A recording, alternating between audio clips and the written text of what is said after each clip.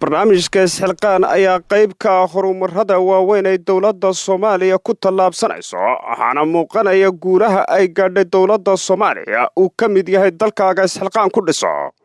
madaxda iyo shaqaalaha wasaaradda gaadiidka duulista hawada ayaa xilli hore oo saaka soo gaadhay xarunta maktabadda qaranka oo laga hayo shaqo baaxad loo dib loogu dayactirayo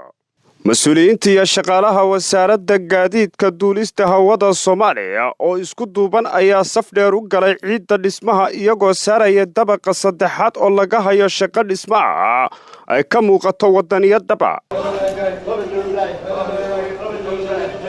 agaasimaha guud ee wasaaradda gaadiidka duulista hawada Soomaaliya Cali Gacal Gabo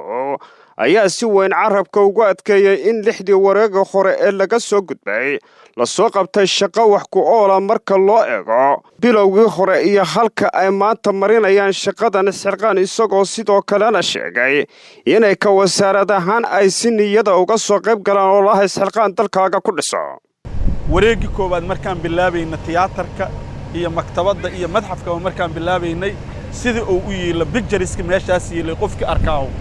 in uu maanta uu dareemayo shaqada la qabtay waxaan rabnaa wasiir inaan u mahad celiso dhammaan madaxda qaranka oo lahay fikirkan isxilqaan iyo agaasimayaasha iyo idaacadda iyo telefishinka raadiyo Muqdisho oo aad maaragtay shaqadan juhdi badan u galiyay maanta waa wareegayni toddobaad shaqaalaha wasaaradda qaybta gaadiidka waaye qaybta kale ee hay'adda duulistu ayagana markooda soo galayaan laba maraan kala galnaa runtii annaga waxaan isleenahay sanadkan kaalinta koowaad helaysiina aan ugu jirto geesta kale wasiirka wasaaradda gaadiidka